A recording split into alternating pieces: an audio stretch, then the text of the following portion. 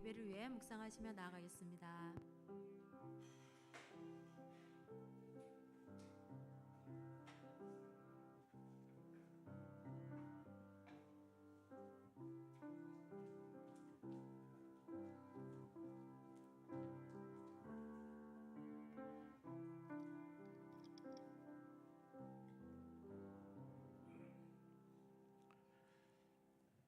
존귀하신 하나님, 주님께서 베푸신 주일의 은총, 오늘도 오전에 또 주님께 예배하고 오후 이 시간 또 사모하는 마음으로 저희들이 함께 모였습니다.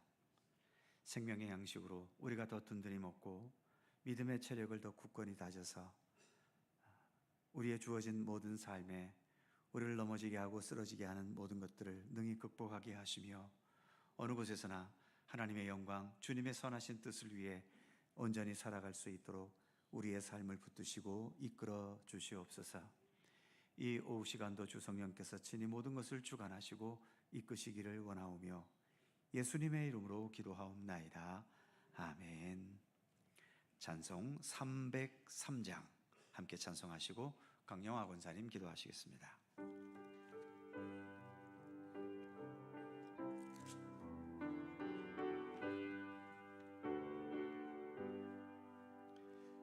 날 위하여 십자가에 중한 고통 받으사 대신 죽은 주 예수의 사랑하신 은혜여 보배로운 피를 흘려 영영 죽을 죄에서 구속함을 받은 우리 어찌 찬양 안 할까.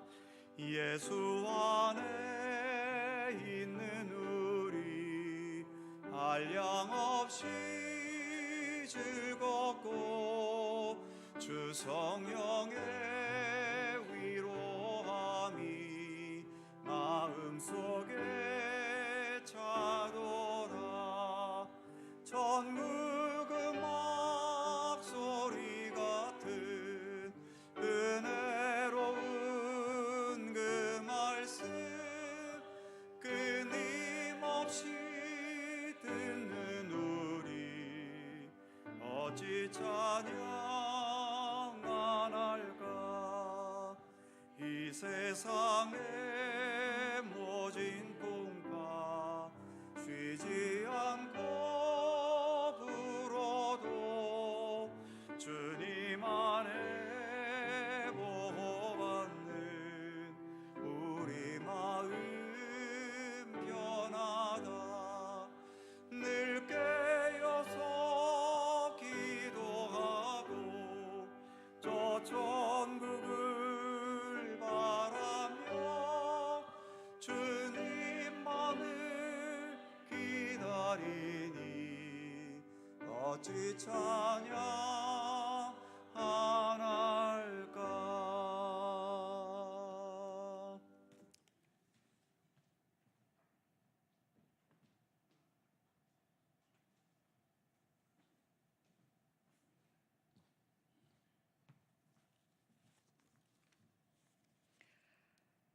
무더운 날씨 속에서도 우리를 지켜주시고 이 시간 찬양 예배로 인도하심을 감사드립니다.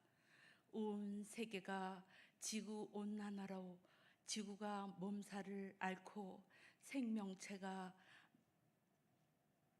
마저 파괴되고 인간이 살아가는데 점점 어려운 가운데 있습니다.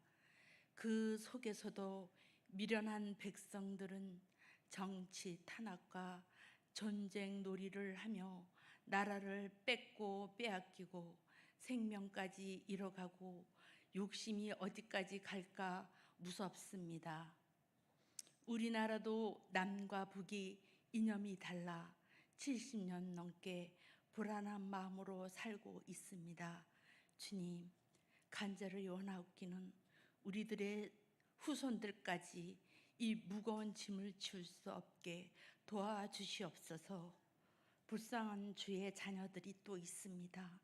주님 전에 나오지 못하고 세상 것에 쫓기어 유혹에 넘어가 힘든 삶을 살고 있습니다. 자녀들이 주의 전에 하루속히 돌아올 수 있게 인도해 주시고, 또 우리 갈릴리 우리 형제들 병중에 치료받고 있습니다. 낫고자 온 교인들이 중보 기도 중에 있습니다. 굳건한 믿음과 용기를 잃지 않게 도와주시옵시고 주님의 십자가의 보혈로 낫기를 간절히 원합니다. 이 시간 우리 목사님 무더위를 이기시며 우리에게 일용한 양식을 먹이실 때 신령한 성령님 도와주셔 저희들 영과 육이 살찌게 도와주시옵소서. 예수님 이름으로 간절히 기도드립니다. 아멘.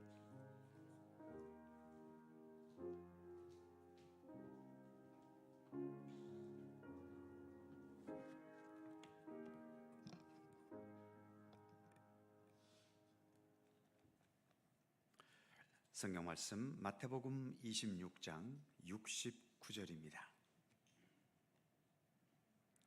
마태복음 26장 69절, 신약성경 48면입니다.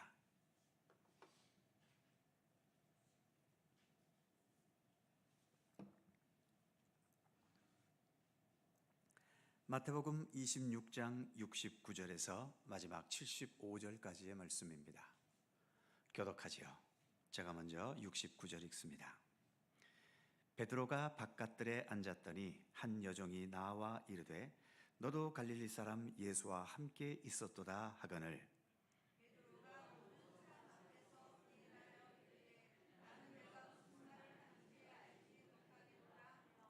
앞문까지 나아가니 다른 여종이 그를 보고 거기 앉아 있는 사람들에게 말하되 이 사람은 나사렛 예수와 함께 있었도다 하매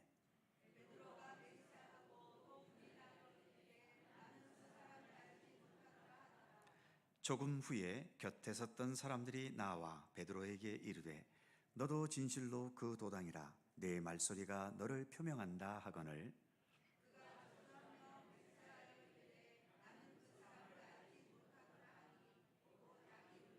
다 같이 이에 베드로가 예수의 말씀에 닭 울기 전에 네가 3번 나를 부인하리라 하심이 생각나서 밖에 나가서 심히 통곡하니라. 아멘.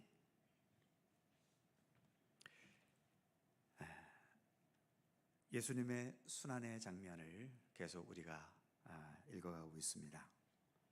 예수님의 고난받는 장면은 27장까지 계속 이어지죠. 그러니까 앞으로 몇 주는 더 예수님 고난당하시는 힘겨운 장면들을 우리가 보게 될 수밖에 없습니다.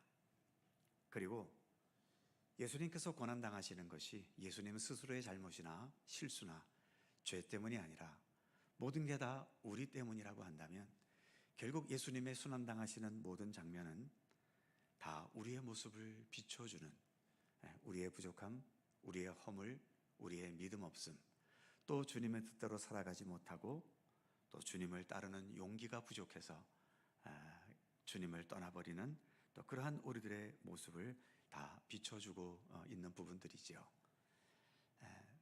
이런 말씀들을 읽으면서 우리가 마음에 기쁨이 있을 수는 없겠지만 그럼에도 또 우리 자신을 겸허히 돌아보면서 때로는 눈물의 회개와 더불어서 우리의 바른 믿음을 또 다시 또 되찾아가는 그러한 과정들이 되었으면 좋겠습니다.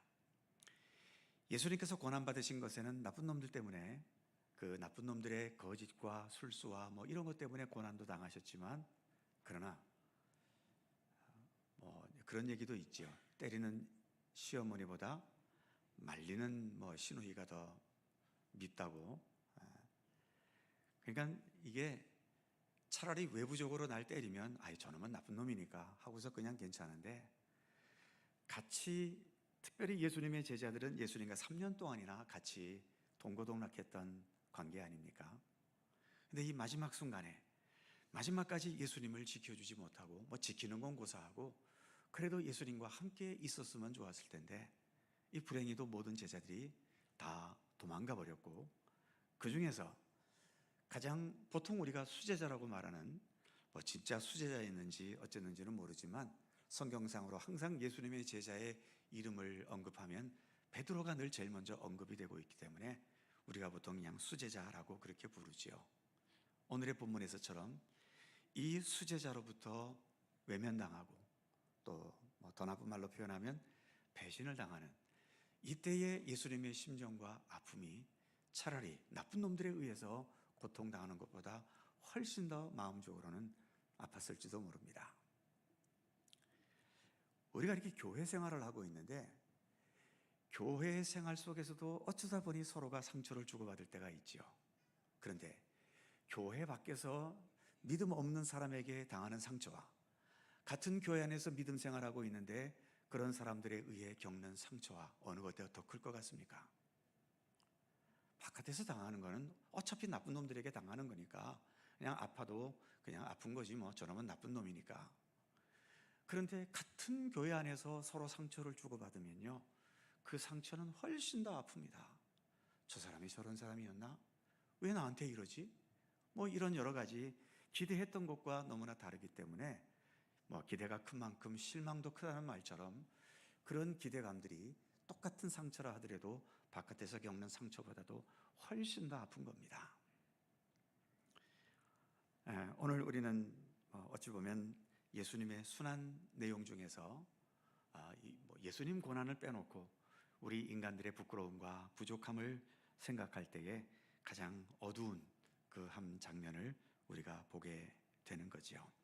자, 유인물 중심으로 같이 보죠. 첫 번째, 베드로의 부인이 있었습니다.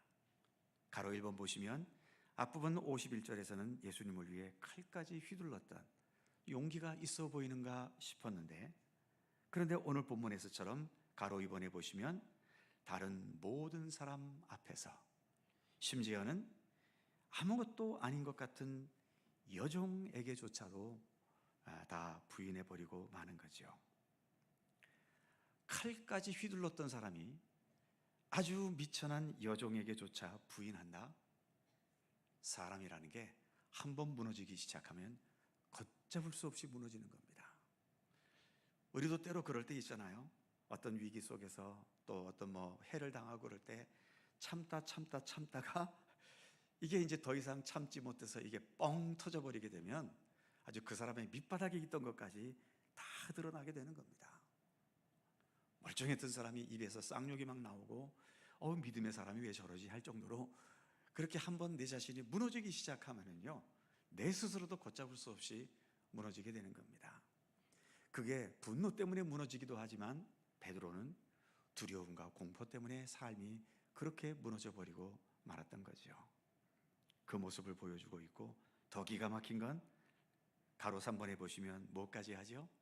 심지어 74절에 보면 저주했다는 겁니다. 아마 이 저주한 말을 차마 이 성경 쓴 마태가 옮기지를 못해서 인용을 안 해서 그렇지, 과연 이 베드로가 저주를 했다면 무슨 말로 예수님을 저주했을까? 이것도 참 가슴 아픈 일이고 또 마음을 무겁게 만들죠. 그렇다면 이전에 베드로는 어떤 사람이었나? 2번 보시면 베드로의 이전에 의지와 용기가 있었죠. 그러니까 오늘 본문 이전에 베드로는 의지의 사람이었고 용기의 사람이었다는 겁니다. 가로 1번에 보시면 누가복음 22장 33절에서 예수님께서 어떤 순환당하실 것을 말씀하실 때 베드로가 뭐라고 그럽니까? 내가 주와 함께 옥에도 갈 것이고 주와 함께 죽는데도 가기를 어떻게 했다? 각오하였나이다. 베드로가 이때 거짓말한 겁니까? 안 그럴 거면서 주님 앞에 잘 보이기 위해서 한번 쇼를 부려본 건가요? 아닐 겁니다. 이때 베드로의 심정은 정말 주를 위해 죽기라도 할 것처럼 그런 마음이 분명 있었겠지요.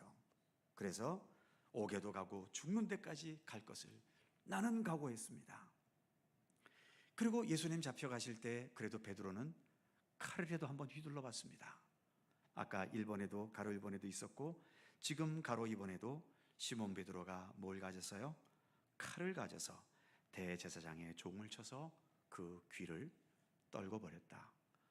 귀를 떨어뜨렸으니 망정이지. 하마터면 그 대제사장의 종을 죽이거나 아니면 뭐 얼굴 한복판을 그었거나 그러면 아마 얼마나 엄청난 사건이 됐겠습니까? 어쨌든 이 정도까지 의지도 있었고 용기도 있었습니다. 그런데 결과를 보면 그 다음 가로 3번, 과연 베드로의 용기는 진실한 것이었을까? 아니면 예수께 기대서 부려본 가식된 용기였을까? 그러니까 본래 베드로가 용기가 있던 사람은 아닌데 내가 이제 예수님이 내 이 배경에 계시니까 지금까지 예수님께서 뭐 기적을 행하시고 능력을 행하신 것을 보면 내가 막 용감하게 이렇게 앞장서면은 예수님께서 다 뒷배경으로 이렇게 내가 뭐 부족하면 채워주시고 필요하면 기적까지 나타내셔서 나의 이 용기가 더 잘 드러나게 될 것이다. 아마 이것을 기대하면서 그냥 한번 부려본 것 아니겠는가? 이것을 진실한 용기라고 할 수 있겠나? 이것을 의미하는 거죠. 같은 맥락에서 가로 4번에 보시면 우리의 믿음, 우리의 행하는 헌신, 봉사, 사역, 이거 정말 진실한 것인가? 뭘 기대하고 우리는 지금 이렇게 믿음의 길을 걸어가고 주를 위해 봉사하고 헌신하는 것일까? 그런데 어느 순간 내가 기대했던 것이 전혀 되지 않고 내가 기대했던 것과 전혀 다른 차원의 것이 내게 주어질 때 과연 나는 지금의 모습을 계속 변함없이 이어갈 수 있을 것인가? 어떻습니까? 좋을 때는 내가 내 자신이 어떤 상태에 있는지를 모릅니다. 이런 위기가 닥쳤을 때 내 용기가 가식된 용기였구나. 내 믿음과 헌신이 가식된 것이었구나. 우리가 봉사하고 헌신하는 것도 마찬가지입니다. 나의 봉사와 헌신, 위로는 우리가 하나님의 영광, 오직 하나님께 감사, 하나님을 위해서 한다고 하지만 그래도 우리 마음 어느 깊은 곳 속에서는 세상에서 받을 수 있는 영광, 기대, 칭찬, 사람들이 나를 알아봐주고 인정해주는 것, 아마 이것이 더 많은 내 마음을 차지하고 있을지도 모릅니다. 그런데 내가 열성적으로 헌신했는데 사람들에게서 칭찬을 받지 못하고 비난을 받을 때, 또는 나의 어떤 선행이 사람들이 잘못 보고서 그것을 나쁜 짓이라고 나를 비난할 때, 과연 그것을 나는 어떻게 극복해 갈 것인가? 그래도 변함없이 그래, 전 사람이 나를 잘 몰라서 그래, 나는 내 신앙의 양심을 가지고 최선을 다하고 있어, 그러면서 묵묵히 그 일을 해나갈 것인지, 아니면 열받고 상처받고 성질이 나가지고 온갖 또 큰 소리를 쳐가면서 그렇게 분노를 터뜨리고 원망과 불평을 내놓을 것인지, 과연 우리의 믿음, 헌신, 봉사, 사역은 진실한가? 우리 각자가 우리 스스로의 삶을 돌아보셨으면 좋겠습니다. 저도 역시 목회 사역을 행하고 있는 목회자이고, 또 여러분들은 여러분들대로 나름대로 가진 직분을 가지고 봉사하고 헌신하고 있지 않습니까? 꼭 나의 헌신은 사람들이 인정해줘야만 헌신입니까? 나의 어떤 선행은 사람들이 보고 꼭 칭찬해줘야지만 선행의 의미가 있습니까? 그렇다면 예수님은 완전 잘못된 길을 가신 거죠. 엄청나게 매를 맞았고 수많은 모욕을 당했고 심지어 십자가에 죽기까지 하셨습니다. 예수님의 선행은 무의미한 거 아닌가요? 겨우 극골당하시려고 예수님께서 이 땅에 오셔서 그렇게 해서 하셨습니까? 그러기에 정말 예수님 앞에 우리가 진실하게 서본다면 내가 과연 어느 정도까지 진실한가? 내가 어느 정도까지 정직하게 지금 나의 삶을 살아가고 있는 것인가? 우리는 늘 겸허하게 우리 자신을 돌아볼 수밖에 없는 겁니다. 베드로가 아무리 내가 주님과 함께 옥에도 갈 것이며 죽는 데까지 나아갈 것입니다. 웬걸요? 얼마 지나지 않아 예수님 고난당하시는, 즉 베드로가 기대했던 것과 전혀 다른 결과가 나오니까 이렇게 돌변하는 겁니다. 베드로 이전에 이미 벌써 가룟 유다는 돈 받고 예수님을 팔아 넘기기까지 했고요. 제자였다고요? 목사였다고요? 장로 권사였다고요? 얼마나 정직할까요? 그러기에 늘 우리는 주님 앞에 두려운 겁니다. 내 어떤 겉모습이 아닌 내 진실한 내면이 얼마나 주님 앞에 정직하고 진실한 마음으로 내가 지금 믿음의 길을 걸어가고 있고 주님과 함께 동행하고 있는 것인가? 우리는 늘 믿음의 길을 가면서 그러한 우리 자신을 돌아보는 자세가, 그런 겸손함이 반드시 필요한 거죠. 그 다음 세 번째 넘어가면 베드로의 입장에서 자신이 예수의 제자임을 드러나지 않기를 바라는 베드로. 세상에는 진실이 드러나지 않기를 바라는 어떻게 보면 두 부류의 사람이 있지요.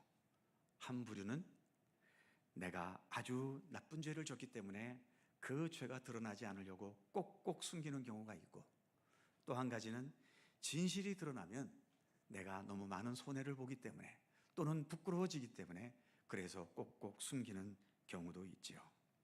자, 어쨌든 그 밑에 가로 1번에 보시면 진실이 밝혀지기를 바라는 사람과 밝혀지기를 거부하는 사람들. 밝혀지기를 바라는 사람들은 어떤 사람들일까요? 너무 억울한 사람들. 분명히 내가 피해자인데 오히려 내가 가해자로 몰려서 오히려 손해를 배상해 줘야 될 때, 이 너무 억울하잖아요. 그럴 때에 어떻게든 이 진실은 밝혀져야 된다 하면서 진실을 밝히기 위해 모든 수단을 다 쓰겠지요. 또 여러 정치권이나 또 첨예하게 이득이 왔다 갔다 하는 그 속에서는 여러 가지 또 편법과 불법과 또 옳지 못한 여러 가지 방법들이 동원됐을 때 그것이 드러나지 않기를 바라게 되는 거지요. 이렇게 진실이 밝혀지기를 원하지 않는 사람들이 많은 세상일수록, 2번에 보시면, 가로 2번에 보시면 진실이 거부당하면 어떻습니까? 결국 세상은 거짓과 함께 살아갈 수밖에 없지 않습니까? 그러니 이 세상 속에서 어떻게든 진실이 드러나지 않아야 된다고 하면서 계속 그 진실을 꼭꼭 숨기며 사는 그런 세상이 되어갈수록 우리는 진실한 것과 함께 사는 것이 아니라 거짓된 것과 함께 살아갈 수밖에 없는 삶이 될 수밖에 없다는 겁니다. 그러다 어느 순간 그 거짓이 드러나 버렸을 때 지금까지 우리가 노력하고 애써왔던 모든 것들이 순식간에 무너져 버리잖아요. 가장 억울한 건 그 거짓을 진실로 알고 거기에 내 모든 것을 다 쏟아부었는데 나중에 뚜껑을 열고 보니 이게 다 거짓이야. 정말 불쌍한 사람들이 그래서요, 신천지나 하나님의 교회나 이런 이단 종파에 빠져 있는 사람들, 그들의 열심은요, 우리의 열심은 비교할 수 없습니다. 여러분들 재산 바쳐봤어요? 그 사람들은 아낌없이 재산 바칩니다.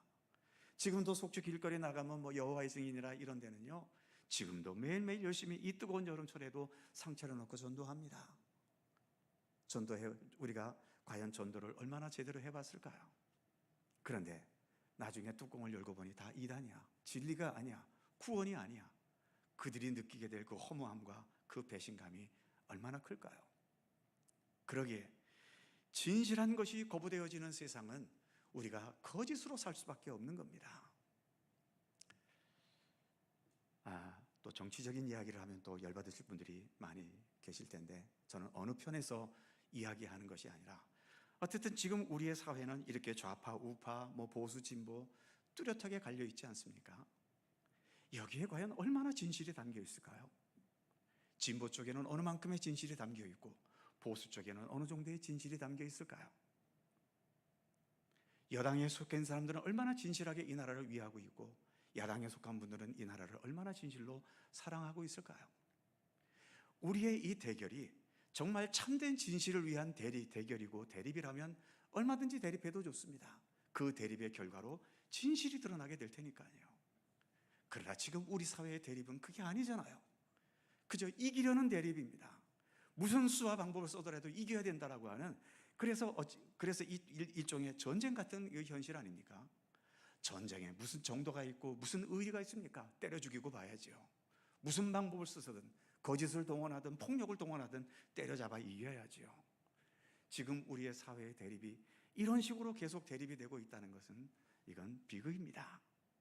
그래서 좌파가 됐든 우파가 됐든 보수가 됐든 진보가 됐든 좀 더 우리는 진실을 위한 대립이 되어야 되겠고, 그 진실을 위한 대립이 되려면 정말 나라를 생각하고 국민을 사랑하는 이것이 존재되어야 거기에 진실을 향해 갈 수 있는 길이 열려 있지, 자기 정권, 자기 권력, 자기 이익만 계속 그렇게 붙들고 있는 한 뭘 이야기를 해도 거기에는 진실이 담겨지기가 어렵습니다. 진실해진다는 게 그렇게 쉬운 과제가 아니라고 하는 거죠. 그래서 진실이 거부당하면 어쨌든 우리는 거짓된 것과 더불어 살 수밖에 없는 것이고요. 그래서 제가 농담 삼아서도 말씀드리지만 우리가 각자 정치적인 성향이나 이념에 따라서 보수 쪽에도 설 수 있고 진보 쪽에도 설 수 있습니다. 하지만 극좌나 극우에는 제발 좀 빠지지 마세요. 이 극우나 극좌는요, 거기에는 진실이 들어갈 곳이 별로 없습니다. 왜냐하면 극이라는 것은 뭐겠어요? 이것저것 볼 거 없다는 거죠. 무조건 우리가 옳고 그래서 무조건 우리가 이겨야 한다는 그러한 절박감이 담긴 게 극좌하고 극우 아닙니까? 그렇기 때문에 우리가 어느 한편에 설 수밖에 없겠지만 좀 더 건전한 보수, 건전한 진보 쪽에서 우리가 같이 서로 대화하면서 어떤 진실을 밝혀나가고 또 참된 그런 화합점을 찾아나갈 것을 노력하는 우리가 돼야 되지. 극좌와 극우에 서가지고 계속적인 이런 전쟁과 같은 분위기로 나아가는 것은 우리나라를 발전하는 데 있어서도 전혀 도움이 되지 않습니다. 자, 진실을 얘기하다가 정치적인까지 나아가 버렸습니다만 어쨌든 다시 반복하지만 진실이 거부당하는 세상은 우리가 어쩔 수 없이 거짓과 함께 살 수밖에 없다는 거지요. 거짓이 많은 세상일수록 우리의 삶도 그만큼 허무하게 될 위험이 대단히 많은 겁니다. 가장 중요한 거 3번이죠. 자, 3번은 같이 읽어볼까요? 시작. 예수님보다 더 중요한 게 있으면 진실보다 거짓이 더 많은 세상이 될 수밖에 없다.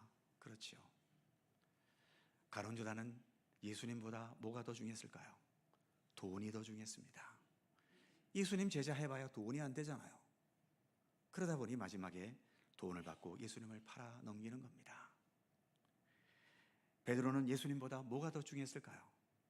자기 목숨, 또 자기의 어떤 편안하고 안락한 삶, 이게 더 중요했지요. 그러다 보니 분명 예수님의 제자였으면서도 그 여종이 묻는 질문 앞에서도 나는 몰라, 거기다가 심지어 저주까지 해대가면서 부인하는 이렇게까지 나아가게 되는 거지요. 우리가 자주 부르는 찬송가 94장인가요? 주 예수보다 더 귀한 것은 없네. 정말 그래야 됩니다. 그래야만 우리의 삶이 더 진실해질 수 있기 때문이지요. 아직도 예수님보다는 더 돈이 중요하고 예수님보다는 내 건강이 더 중요하고 또 예수님보다는 내 자존심과 내 명예가 더 중요하고 이것이 자꾸 더 앞서는 한 우리는 그것이 어느 순간 어떤 문제에 부딪히게 될 때 진실보다는 거짓을 더 택할 수밖에 없게 되는 겁니다. 그래서 정말 예수님보다 더 중요한 게 없는 그런 우리 믿음이 되어가기를 힘써야 하는 거죠. 자, 이제 이렇게 베드로의 배신된 모습을 보았고요. 다행히 베드로가 돌이키는 계기가 있었습니다. 4번이지요. 어떤 일이 있었습니까? 닭이 울었다라고 하는 겁니다. 가로 1번에 보시면 베드로를 정신 차리게 한 닭 울음, 오늘 74절도 그렇게 말하고 있죠. 그가 막 저주하며 부인했을 때 닭이 울었고 마지막 75절에 의하면 이 닭 울음소리를 듣고 베드로가 예수님께서 하신 말씀이 생각이 나서 통곡하고 울었다는 겁니다. 그러니까 베드로를 정신 차리게 해주었던 닭 울음이죠. 그런데 그 밑에 동그라미 1번, 그 닭은 베드로를 깨우치려고 울었을까요? 닭이 꼬끼요 할 때 베드로 정신 차려라 꼬끼요 그러는 마음으로 꼬끼요를 했겠냐는 거죠. 아니죠. 그 닭은 매일 그 시간에 그렇게 울었습니다. 정말 닭들도 정신없는 닭은 대낮에도 꼬끼요 하지만은 그래도 제대로 된 닭은 정말 동틀 때 그렇게 꼬끼요 하고 매일매일 정말 정확하게 울어주더군요. 아마 이 닭은 그런 닭이었을 겁니다. 매일 해 뜨는 시간에 그렇게 꼬끼요 하고 울었겠지요. 그렇기 때문에 예수님께서 이 베드로를 깨우치게 하는 도구로 그렇게 쓰임 받았던 겁니다. 베드로를 깨우치기 위해서 이 닭은 그동안 몇 번을 울었을까요? 그건 이 닭의 나이가 몇 살이냐에 따라 다르겠지요. 닭이 우는 것을 하루도 쉬지 않았다면 1년에 365번 울었겠지요. 이 닭이 나이가 3살이라면 한 1000번쯤 울고 그 다음 울음에 이제 베드로가 정신 차린 것이고, 만일 이 닭이 5년이라면 3, 5, 15, 한 1800일 1800번 울은 다음에 그 다음 울음에서 이제 이 베드로가 정신 차리는 울음을 울게 된 거지요. 첫 번째 울음에 정신 차렸던, 1000번째 울음에 정신 차렸던, 5000번째 울음에 정신을 차렸던, 중요한 것은 이 닭은 매일매일 성실하게 울어주는 그 성실함이 있었기 때문에 그 성실함이 주님의 도구가 되어서 한 사람을 깨우치고 돌이키게 하는 도구가 될 수 있었다는 겁니다. 우리는 너무 성질이 급하기 때문에 오늘 심으면 그 다음 날에 뭐 결과가 나와야 하고, 이런 어떤 성질 급한 것 때문에 내가 원하는 어떤 그 시간 안에 결과가 주어지지 못하면 에이 이거 다 쓸모없는 거잖아 하면서 너무 쉽게 포기해 버립니다. 그런데 하나님의 역사는 그렇게 짧은 역사가 아니잖아요. 벌써 주님께서 이 땅에 오신 지도 2000년이 넘었습니다. 그리고 창세기 때부터 하나님께서는 메시아 예수 그리스도를 보내실 것을 약속하셨는데 수천 년이 지난 후에 예수님은 이 땅에 오셨습니다. 그 수천 년 동안 예수 그리스도 중심으로 역사가 이어져 온 곳에서는 그 어느 부분 작은 하나하나 속에서 성실하게 그들의 생애를 책임지고 살아왔던 그 성실함들이 연결이 되면서 그 복음의 역사는 오늘까지 이렇게 이어져 온 겁니다. 예수님이 이스라엘 사람인데 예루살렘에 계셨었는데 그 예루살렘에 계셨던 예수님의 복음이 대한민국까지 왔잖아요. 어떻게 왔습니까? 비행기 타고 왔습니까? 위성으로 왔습니까? 한 사람 한 사람 그 지역에서 좀 더 나아가 거기서 복음을 전하고, 그 복음 전한 사람이 또 한 걸음 더 나아가서 전하고, 그것이 수천 년의 세월을 거쳐오면서 우리나라에까지 복음이 들어온 거예요. 그 하나하나의 과정 속에는 자기가 드러나지 않아도 자기의 역할과 자기의 그 부분을 성실하게 감당했던 그 성실함들이 연결이 되면서 이 나라에 복음이 들어온 것도 그래서 가능할 수 있었던 겁니다. 그런 의미에서 이 닭이 한번 울었다는 것은 우리에게 아무것도 아닌 일이지만 거기에 담겨있는 이 아름다운 성실함이 이처럼 베드로라고 하는 역사적인 인물을 돌이키고 또 깨우치는 데 중요한 역할을 했다는 거죠. 그런데 그 다음 또 동그라미 3번에 보시면 베드로라는 역사적 인물을 돌이키는 역할을 했으면서도 자신이 행한 것을 인식하지 못하고 사람들에게도 잊혀지거나 관심의 대상이 되지 못하는 현실. 분명 이 닭은 위대한 닭입니다. 이 땅의 사람들 중에 누가 베드로를 그렇게 변화시킬 수 있었겠습니까? 그런데 이 닭은 자기가 베드로를 돌이켜놓고도 내가 역사적인 인물인 베드로를 변화시켰어. 닭이 뿌듯했을까요? 이 사실을 알고? 이 닭은 알지도 못하지요. 그냥 그날 울어야 되니까 울었을 뿐인 겁니다. 자기가 어떤 역사의 족적을 남겼는지 이 닭은 모르는 거지요. 세상에는 자기의 공적을 인정받는 사람만 역사 속의 위인으로 남습니다. 우리가 알고 있는 위인들만 위인일까요? 알려지지 않은 사람들은 다 인생 별별 없이 살다가 가버린 허무한 사람들입니까? 우리가 알지 못하지만 지금 오히려 드러나 있는 위인들보다도 훨씬 더 위대한 삶을 살아간 사람들도 분명 많을 것입니다. 그래서 예수님께서도 그 밑에 화살표 무슨 말씀을 하셨죠? 먼저 된 자가 나중되고 나중된 자가 먼저 될 자가 적을 게 아닙니다. 많을 것이라고 말씀한 거지요. 왜냐하면 이 땅의 사람을 보고 판단하고 평가하는 것은 하나님께서 평가하는 것과 많이 다르기 때문입니다. 세상은 드러나지 않으면 모르지요. 그러나 우리 주님은 드러나지 않아도 그 중심을 보시는 분 아닙니까? 숨겨지고 드러나지 않게 꼭꼭 묶어둔 것이라 하더라도 주님께서는 거기에 담겨진 진실과 중심을 다 보시는 분인 겁니다. 그래서 우리가 주님의 나라에 가게 되면 먼저 된 자가 나중되고 나중된 자가 먼저 될 자가 많기 때문에 다 놀라는 거죠. 저 사람 별볼일 없는 사람인데 왜 천국에서는 저렇게 높은 곳에 있지? 그래서 놀라고, 저 사람은 세상에서 저렇게 위대하고 훌륭하게 인정받았던 사람인데 천국에서는 왜 저렇게 꼬라지에 있지? 이렇게 놀라게 되는 곳이 천국이라고 하는 거죠. 우리는 어떤 놀림의 대상이 돼야 될까요? 아, 저 사람 저 밖에서는 목사 어쩌고 저쩌고 그러더니 천국 가니까 저 그냥 밑바닥에서 기고 있네. 이렇게 우리가 그런 존재가 돼야 되겠습니까? 네, 아무튼 주님 안에서 더 존귀한 자가 될 수 있었으면 좋겠고요. 그 밑에 의미하고 무가치하다는 쓸데없는 글자가 들어갔습니다. 제가 지운다 하면서도 지우지 못했네요. 그 다음 가로 2번. 우리의 역할은 무엇과 같다? 닭구름과 같습니다. 자꾸 우리는 더 위대해지고 싶고 사람들에게 훌륭하게 보이고 싶고 그래서 우리 자녀들에게도 잔소리할 때 얘야 훌륭한 사람이 되거라 뭐 이렇게 말하는데요.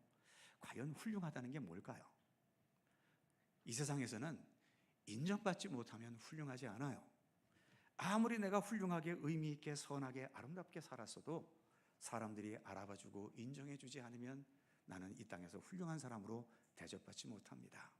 그러다 보니 사람들은 어떻게 하든 인정받으려고 하고 사람들이 나를 알아봐주기를 하고 그래서 자꾸 쓸데없이 나를 막 내세우고 과시하기도 하고 뭐 이러기도 하는 것 아닙니까? 그런데 알고 보면 우리 인간이라는 존재가 물론 다른 어떤 만물에 비하면 만물의 영장이기 때문에 최고 존귀한 존재인 것도 분명하지만 그러나 우리 인간들의 역할이라는 것도 알고 보면 이 닭 울음의 수준을 별로 벗어나지 못한다는 겁니다. 동그라미 1번. 베드로를 일깨운 닭은 그래서 위대한가? 위대합니까? 닭이 위대해봐야 어디까지 위대하겠어요? 우리 인간이 위대하다면 어디까지 위대할까요? 우리 인간의 위대함과 예수님의 십자가의 죽으심을 비교할 수 있습니까? 인간이 가진 어떤 뭘 만들어내는 능력과 하나님께서 온 천지 만물을 창조하신 창조의 능력을 비교할 수 있습니까? 비교가 안 됩니다. 우리는 정말 닭으름 수준밖에는 되지 않는 거예요. 아무리 세상에서 위대하다, 용기 있다, 또 성공했다, 잘했다, 칭찬받고 인정받고 그래서 내가 떼돈을 벌고 높은 자리에 올라갔다 하더라도 우리가 했던 역할의 수준은 닭으름뿐인 겁니다.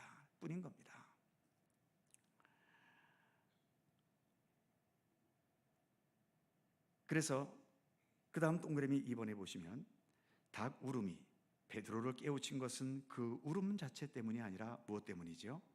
예수님의 예언의 말씀이 있었기 때문입니다. 그렇잖아요.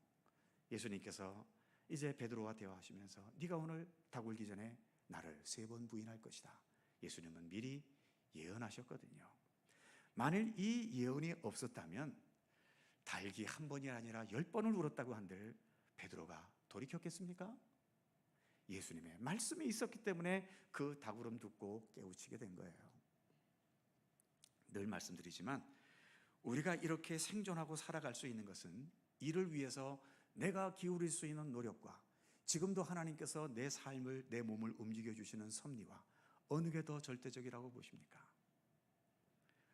우리가 살기 위해서 기껏 할 수 있는 게 뭐지요? 하루 세끼 밥 먹는 것뿐입니다. 그보다 뭘 더 할 수 있겠어요? 물론 꼭 해봐야 무슨 뭐 영양주사를 맞고 영양제를 먹고 정력제를 먹고 다 이거는 그냥 있어도 그만 없어도 그만인 것이지 그게 우리의 생명을 유지해 주는 거 아니잖아요. 우리가 할 수 있는 꼭 할 수 있는 것은 하루 삼시세끼 정확하게 밥 먹는 것뿐입니다. 그런데 밥 먹으면 내가 그 음식을 소화시킵니까? 여러분 밥 먹고 나서 소화시켜야지 하면서 여러분들의 위를 막 주물럭주물럭 해서 소화를 억지로 시키세요? 여러분들의 장은 여러분들의 의지에 움직입니까? 그래서 장아 멈춰라 그러면 장이 딱 멈추고 장아 움직여라 그러면 대장이 막 움직입니까? 우리가 할 수 있는 것은 아무것도 없어요. 심장도 보세요. 여러분들이 뛰게 합니까? 여러분들이 여러분들의 심장을 어떻게 통제할 수 있습니까? 멈추라고 멈추나요? 멈춘 심장 뛰라고 하면 뛰나요? 모든 것은 전적으로 하나님께서 하시는 일입니다. 이미 살고 있는 이 땅 자체가 인간이 만든 것도 아니잖아요. 하나님께서 살라고 만들어 주신 것이고요. 우리가 숨 쉴 수 있는 것도 그 공기를 인간이 만드나요? 하나님께서 만들어 주신 거 우리는 숨 쉬고 있는 것이고요.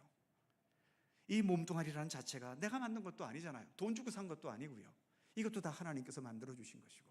그런데 그저 살기 위해서 하루 삼시세끼 먹는 게 그렇게 위대할까요? 그렇게 훌륭할까요?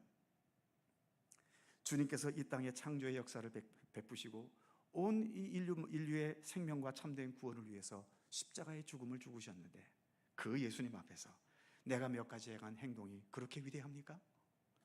내가 몇 가지 행했던 봉사와 헌신이 그렇게 주님 앞에서까지도 영광스러울 수 있을까요? 그렇습니다. 다시 말씀드리지만 우리의 수준은 닭 울음과 비슷한 수준입니다. 그러나 그렇게 닭 울음과 같은 수준이라도 주님의 손길에 들려져서 쓰임받게 되면 이렇게 베드로라는 역사적인 인물을 돌이키고 깨우치게 하는 그런 소중한 역할을 감당할 수 있게 되는 것이죠. 그 다음 세 번째, 동그라미 3번. 닭 울음 때문에 왕이 돌이켰을 때와 미천한 사람이 돌이켰을 때 닭 울음의 가치는 달라지는가? 어떻게 생각하십니까? 베드로가 이렇게 깨우쳤듯이 닭이 어느 날 꼭 끼어 울었는데 그 나라의 왕이 내가 잘못했구나 하고 깨우치고 돌아섰어요. 그리고 또 어느 날은 꼭 끼어 울었더니 길거리에 있는 노숙자 같은 사람이 내가 잘못했네 하고 깨우치고 돌이켰어요. 그러면 왕을 깨우친 닭 울음은 위대하고 미천한 사람을 깨우친 닭 울음은 별 볼 일 없을까요? 동일합니다. 왕이다, 미천하다라고 하는 건 사람이 정한 기준이지 주님께서 보실 때에도 기준이 다를까요? 주님 보시기에는 왕이나 미천한 사람이나 똑같습니다. 그렇기 때문에 이 닭 울음으로 인해서 왕이 돌이켰다면 이 닭은 아마 높이 그 공을 인정받아서 아마 상금도 많이 받고 높은 자리에도 올라가겠지요. 미천한 사람 돌이켜봐야 그것은 아무 대가도 못 받을 것이고요. 그렇기 때문에 이 땅에서 대가를 받았고 못 받았고 때문에 내가 크게 성공했고 덜 성공했고 여기에 너무 얽매일 필요 없는 겁니다. 가장 중요한 것은 주님 앞에 섰을 때에 주님께서 내가 한평생 닭울음처럼 살아왔던 이 삶을 어떻게 평가하고 어떻게 받아주실 것이냐가 그게 진짜 중요한 거죠. 그러니 현실의 것에 너무 얽매이지 말고 주님께서 행하실 모든 것들을 우리가 기대하면서 내게 주어진 삶을 이 닭처럼 매일매일 성실하게 울어대는 겁니다. 그게 우리가 믿음으로 살아가는 삶인 것이죠. 마지막 세 번째, 같이 읽어볼까요? 시작. 그러므로 하나님 앞에서 자기의 삶을 성실히 겸손하게 살아가고 그 마지막 평가는 하나님께 맡기라. 세상의 평가는 정확하지 못하다. 그렇습니다. 하나님 앞에서 성실하게 겸손하게 살아가고 그 결과는 내 욕심대로 거두려 하지 말고 하나님께 맡기는 겁니다. 그게 믿음인 것이죠. 마지막으로 세상의 평가는 정확하지 못합니다. 지금 세상에서 부자라고 해서 내가 진짜 부자가 아니고요. 세상에서 훌륭한 사람이라고 칭찬받는다고 해서 진짜 훌륭한 게 아닙니다. 반대로 내가 세상에서 좀 못났다고 좀 천한 사람 취급받는다고 내가 진짜 천한 사람이 아니고요. 세상에서 내가 인기가 없다고 해서 하나님 앞에서도 내가 인기가 없는 존재는 아니라고 하는 거죠. 정확한 평가는 세상의 평가가 아니라 주님 앞에 섰을 때 주님께서 내리시는 평가인 것이죠. 여기까지 하겠습니다. 기도하겠습니다. 걸어가신 하나님, 베드로가 주님을 부인할 수밖에 없었던 그 심정을 우리가 이해 못하는 건 아닙니다. 우리라고 사실 무엇이 다르겠습니까? 지금 같아서야 정말 주님과 함께 죽을 각오라도 할 수 있을 것 같지만 막상 그런 절박한 상황에 도래했을 때 과연 내가 내 자신을 얼마나 통제하면서 끝까지 주님만을 붙들고 나아갈 수 있을지 우리는 누구도 확신할 수 없습니다. 그러나 주님, 좀 더 주님께 가까이 나아가는 그리고 주님과 더 일치되는 우리의 삶이 되기를 원합니다. 겸손히 주님의 말씀을 우리 안에 더 채우고 주님과 날마다 모든 상황을 더 동행해 나가는 그런 경건의 노력을 변함없이 기울여갈 수 있게 하여 주옵소서. 닭이 울었습니다. 그 울음으로 베드로가 돌이키고 변화됐습니다. 우리도 그렇게 쓰임받을 수 있다면 얼마나 좋겠습니까? 주님, 닭처럼 우리도 매일매일 우리에게 주어진 일상을 성실하게 살아가게 하여 주시옵소서. 너무나 요행이 많고 대박을 바라는 사람도 있고 이런저런 옳지 못한 그런 기대를 하게 되는 우리의 세상이지만 그러나 주님, 예수님께서 이 땅에 살아가셨던 그 모든 삶을 우리가 바라보고 그 예수님을 따라가면서 매일매일 성실하게 주님과 동행하고 말씀 안에 거하고 주님의 뜻을 조금씩 더 많이 행해 나가는 가운데 믿음의 진보가 있게 하시며, 그래서 우리들의 이 아무것도 아닌 삶이지만 주님의 선하신 뜻과 영광을 위해서 어느 부분으로든 귀하게 쓰임받을 수 있는 우리들의 삶이 되도록 함께해 주시옵소서. 오늘도 복되고 귀한 주일 오후 시간까지 함께해 주셔서 감사합니다. 이제 모든 것을 마치고 우리의 삶의 터전으로 돌아갑니다. 무더위 가운데 있지만 한 주간 더 건강하게 붙들어 주시고 기쁨과 감사함으로 주어진 모든 삶을 온전히 성실히 살아가도록 함께하여 주옵소서. 감사드리며 우리 주 예수 그리스도의 이름으로 기도하옵나이다. 아멘.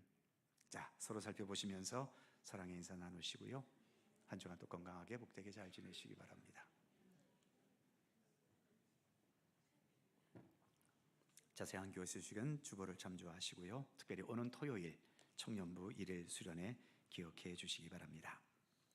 찬송가 290장 찬송하시고 예배를 마치겠습니다.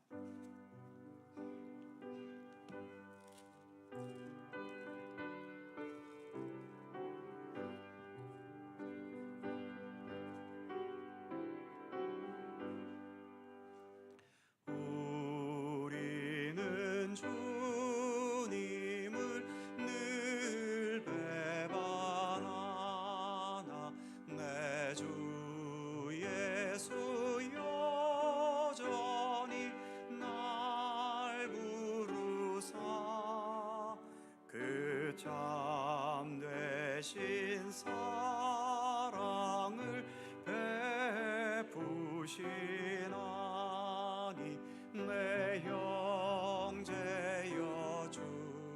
주님을 곧 따르라. 주 널 위해 비네 주 널 위해 비네 주 널 위해 비네 항상 비시네. 주께서 풍성한 은혜를 내려 내 영혼이 나날이 복받으니 내 주수를 너희도 구주로 섬겨 곧 따르면 풍성한 복 받으네. 주 널 위해 비네 주 널 위해 비네 주 널 위해 비네 항상 비시네. 무거운 짐 지고 애타는 인생 주 예수께 돌아와 고시여라. 내 주 예수 너희를 돌보실 때에 참 복락과 네가 넘치겠네. 주 널 위해 비네 주 널 위해 비네 주 널 위해 비네 항상 비시네.